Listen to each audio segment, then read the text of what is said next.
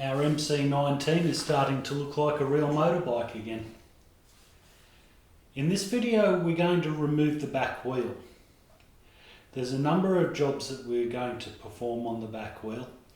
Changing the sprocket, replacing the wheel bearings, and probably the brake pads as well. We're going to inspect them at the very least. If they're showing any particular signs of wear or at their lower end of the scale, we'll simply throw them out and replace them. The discs on the front and the rear of the bike are actually in really good condition, so I'm not bothering to touch those at this point. Finding original shaped discs for this bike is maybe getting a little bit difficult sometimes.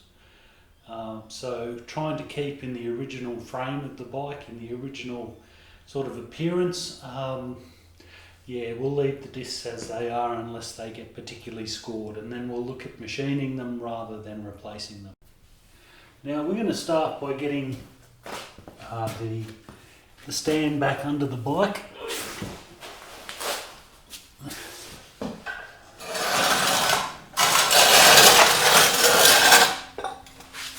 Mechanics know how it is.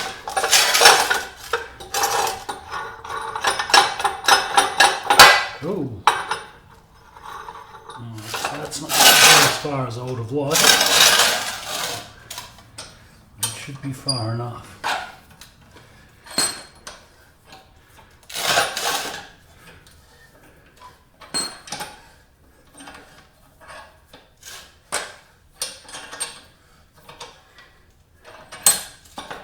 I hope.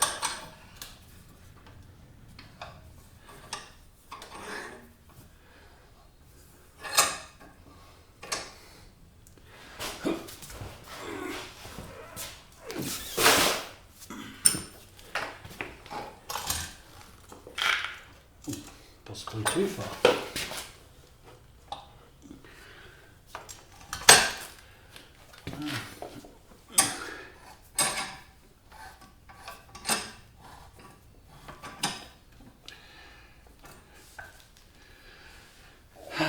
No, maybe not.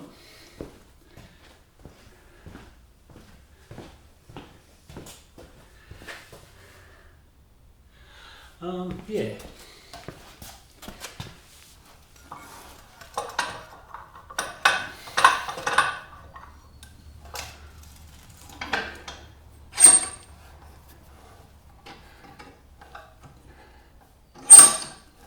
What we're trying to do is get the bike to sit level.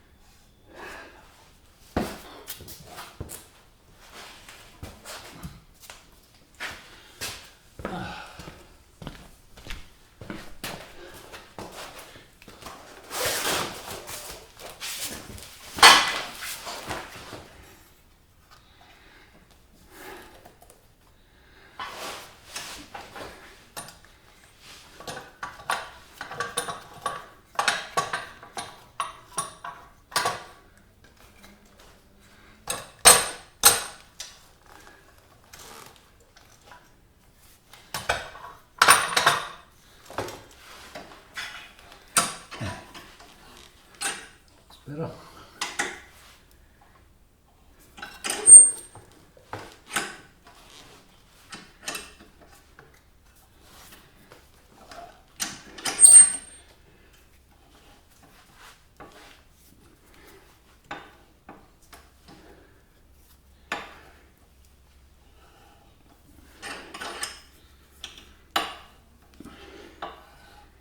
And more by good luck than good planning, we've actually got the bike balanced.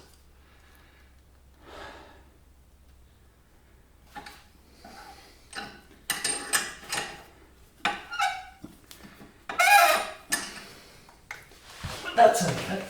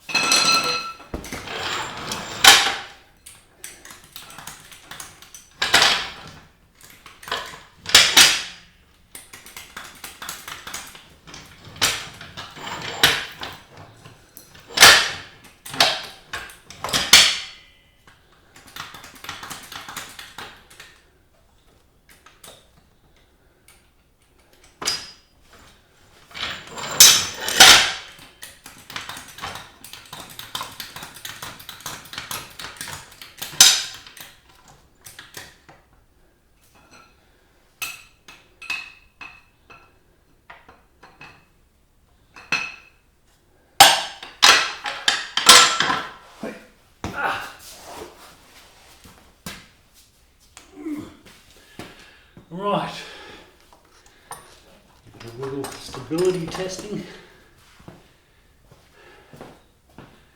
It's actually pretty good. Now, let's have a little bit of a look at this. We've got the obvious, we've got the axle, which is like a big bolt that goes through the middle, and the wheel actually spins on it. And it looks like the brake caliper is mounted to a plate that actually behind the swing arm goes down with the axle through it. So it's got to have a hole in there, obviously, a hole that the axle can go through. And it also runs on this little channel here, which is on the swing arm. So, very interesting. And when we come around to this side, there isn't a great deal there either.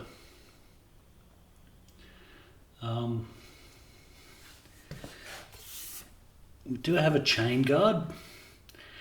Now this chain guard actually has the original tyre size placard still on it, and it's not particularly messed up. So I'm actually quite happy about that, because things like that are it makes the bike that little bit more original. So to avoid that getting damaged, we probably should take it off. And I don't think there's a lot holding it on. Let's find out. Now I have to say that you probably don't have to take this chain guard off in your day-to-day adventures with your bike. I'm simply doing it because it's going to make my life easier down the track. It'll give me an opportunity to clean the gunk from the inside of the chain guard out as well. And it'll give me it'll make it possible for me to keep this thing in good condition, which I'm kind of keen to do. I mean, even after we register this bike, it's still going to have a lot of work that will need to be done to it as a restoration. So preserving this, well, it just makes my life easier. Wow, look how clean that is. And it just makes that bike a little bit better.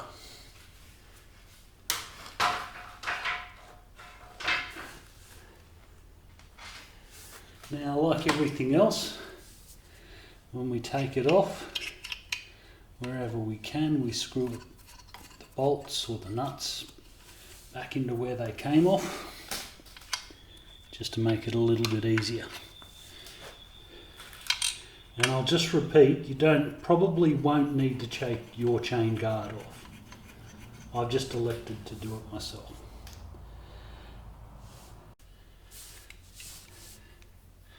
Now under this cover here is our front sprocket.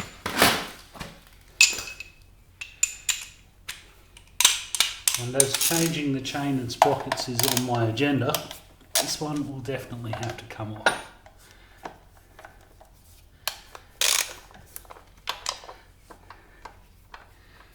I don't know exactly how many bolts hold this on. I can see 3 so far. There's another one there. This one wasn't even tight, jeez. Mental note, go around the bike and check everything.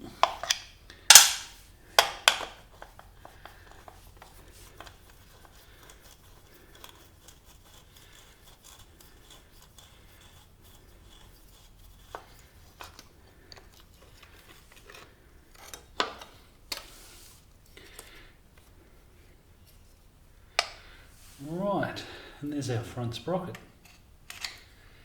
Isn't it gorgeous?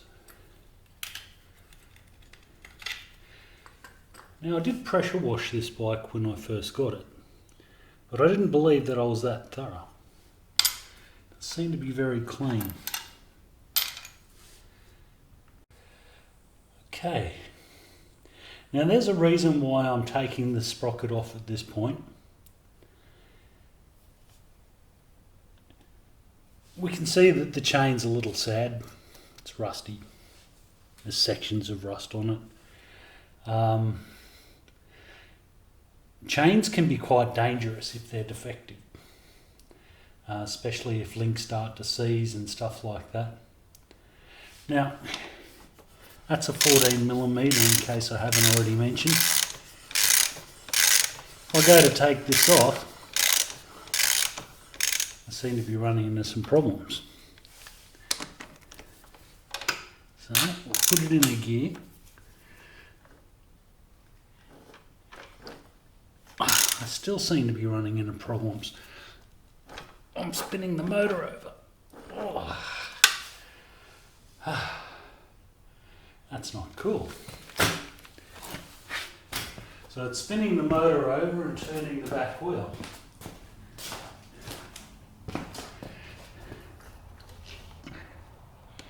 So if I put the brake on,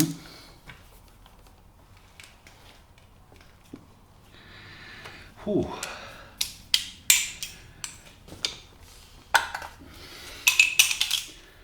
oops, I kept the bit that I didn't want.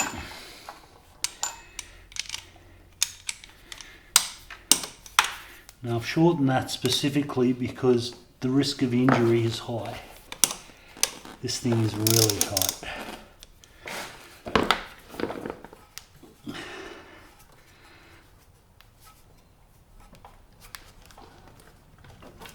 Oh yeah, so I'm pressing down hard on the back brake.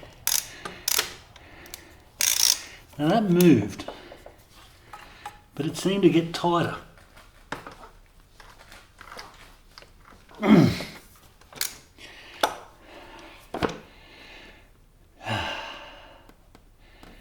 So if it rotates that way, it should be a normal thread, shouldn't it?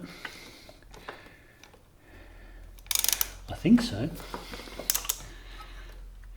Something like that, what all that is about is that if this is put on the right way, if this thread is, if it was on the other side, it might be a reverse thread, where it's a left-hand turn to tighten it. It would actually stop the thing from coming loose. So unless I'm confused,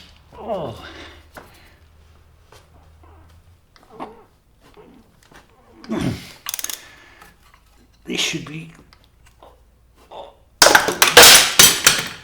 loosening it.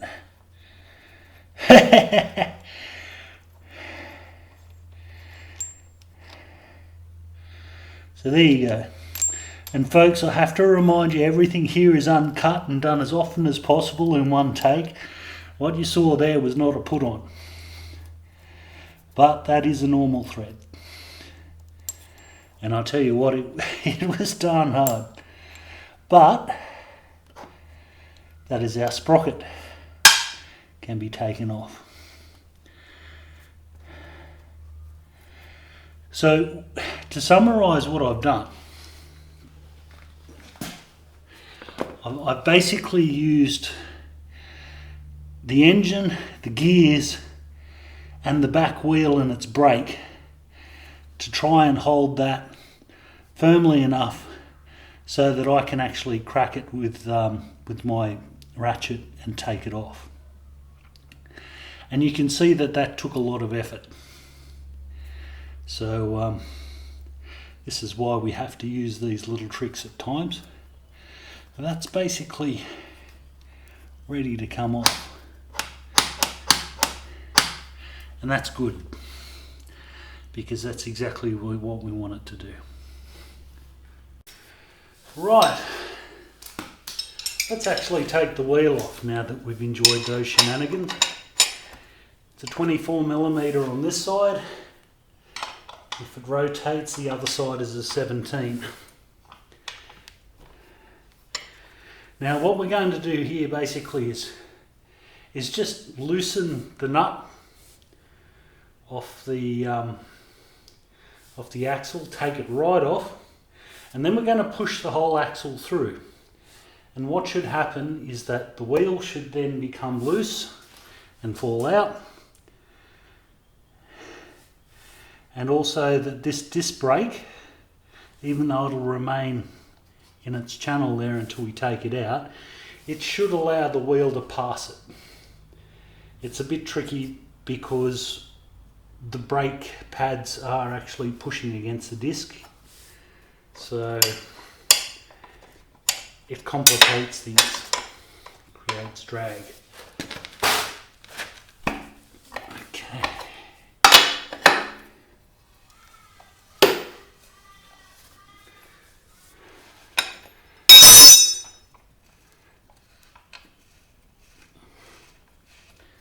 Now, where's my rubber hammer?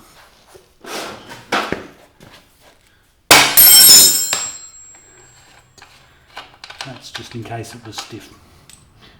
Okay, so we need to retain the order of all the spaces and things that are about to come out.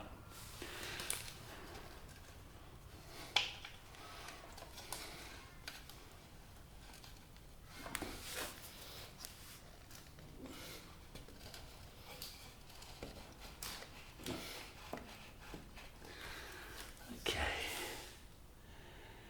nice.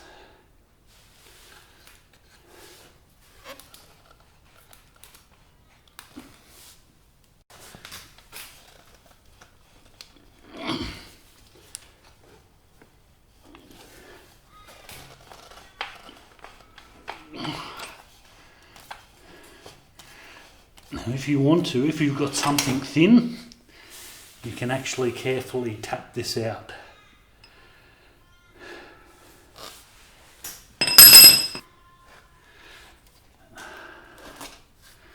Right.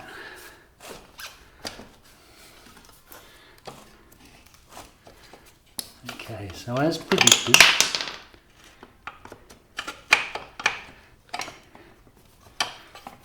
brake has complicated things.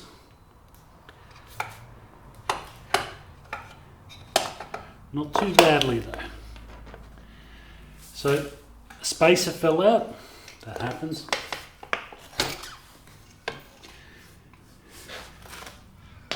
We'll put that down on the ground.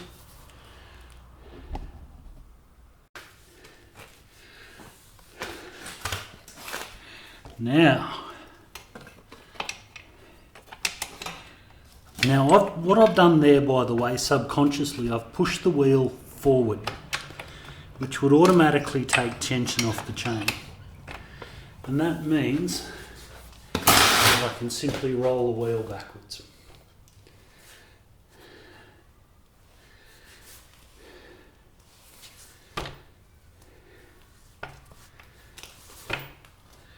And that's it. That's our rear wheel removed. Now, for those who are wondering about that spacer that fell out, That just lives in here, like that.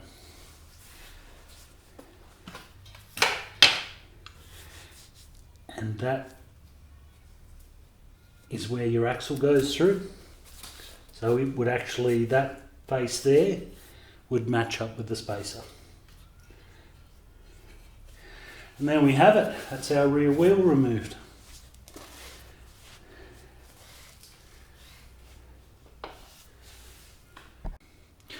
I guess we should remove the sprocket while we're here, which once again came out quite easily.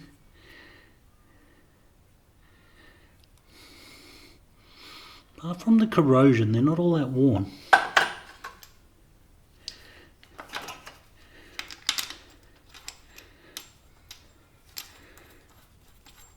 And in it goes.